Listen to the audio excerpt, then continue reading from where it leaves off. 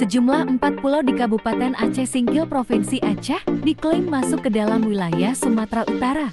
Di antaranya yaitu Pulau Mampi Besar, Pulau Mangki Kecil, Pulau Lipan, dan Pulau Panjang.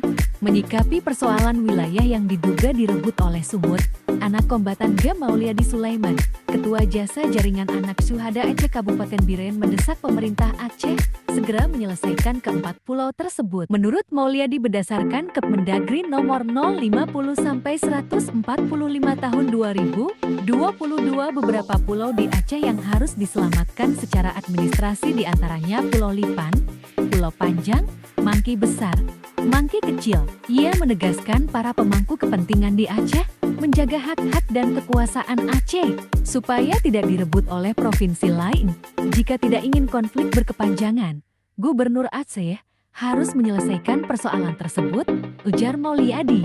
Ini tidak bisa kita biarkan, pemerintah harus segera ambil tindakan tegas jika tidak ingin berujung ke konflik yang lebih besar.